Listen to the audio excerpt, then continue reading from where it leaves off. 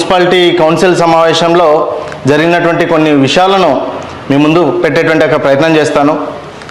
వైఎస్ఆర్ పార్టీకి సంబంధించినటువంటి కౌన్సిలర్ రఘునాథ్ రెడ్డి, ఈ రఘునాథ్ రెడ్డి అనేటువంటి కౌన్సిలరు నిన్న జరిగిన కౌన్సిల్ సమావేశంలో ఒక మహిళ అని కూడా చూడకుండా, సాటి కౌన్సిలర్ అని కూడా చూడకుండా లలితమ్మ అనేటువంటి ఒక కౌన్సిలర్ని నువ్వు అని పదే పదే అంటూ ఆమెను ఏకవచనంతో మాట్లాడుతూ అవమానించే విధంగా మాట్లాడినాడు.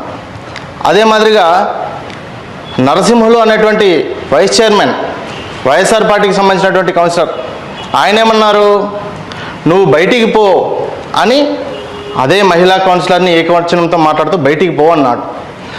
బయటికి పో అనడానికి అదేమన్నా కౌన్సిల్ హాల్ అనుకున్నావా, లేకపోతే నీ వైఎస్ఆర్సీపీ పార్టీ కార్యాలయం అనుకున్నావా నరసింహులు?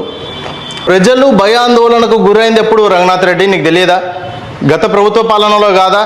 మీ నాయకుడు సాయి ప్రసాద్ రెడ్డి పాలనలో కాదా?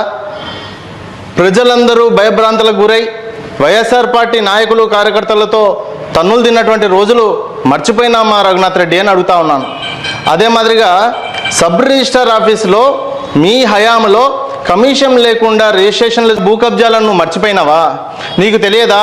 సాయి ప్రసాద్ రెడ్డి కానీ వారి యొక్క తనయుడు జయమనోజ్ రెడ్డి కానీ భూ కబ్జాలు చేయలేదా? చేయకపోతే మరి భూ కబ్జా అనేటువంటి అంశం ఎట్లా తెర మీదకి వచ్చింది? వాటిని దాచిపెట్టేటువంటి ప్రయత్నం చేస్తావా? భూ కబ్జాలు చేసిన తర్వాత వాటిని తెలిస్తే వెంటనే 2 సార్లు కూడా క్యాన్సిల్ చేసినటువంటి ఘనత మా ఎమ్మెల్యే డాక్టర్ పార్థసారథి. అది నువ్వు గుర్తుపెట్టుకోవాలి. మీ కనీసము భూ కబ్జా జరిగినటువంటి స్థలాన్ని ఎట్లా క్యాన్సిల్ చేయాలో అన్న ప్రాసెస్ తెలుసునా అని అడుగుతా ఉన్నాను రఘునాథ్ రెడ్డి. కొద్దిగా మాట్లాడేటప్పుడు ఏం మాట్లాడుతున్నాం, ఎట్లా మాట్లాడుతున్నాం, గతంలో మేము చేసినటువంటి పొరపాట్లు ఏంది, అటువంటివి ఏదైనా మాట్లాడి సరిదిద్దుకునే ప్రయత్నం చేయాలి. కానీ ఇట్లా ఇష్టం వచ్చినట్టుగా పిచ్చి పిచ్చి మాటలు మాట్లాడితే చూస్తూ ఊరుకోవడానికి సాదాసీదా వ్యక్తి వెనక లేడు. ఆయన డాక్టర్ పార్థసారథి. ఆయన ఆదోని ఎమ్మెల్యే, ప్రతి ఆదోని వాసికి స్వేచ్ఛనిచ్చినటువంటి ఒక నాయకుడు ఆయనను పట్టుకొని భూ కబ్జా రాజీనామా చేసి మళ్ళీ పోటీకి రావాలా? ఎందుకు తొందరపడతా ఉన్నావు రఘునాథ్ రెడ్డి? త్వరలో కౌన్సిల్ సంబంధించినటువంటి ఎన్నికలు జరుగుతాయి, పోటీలు జరుగుతాయి.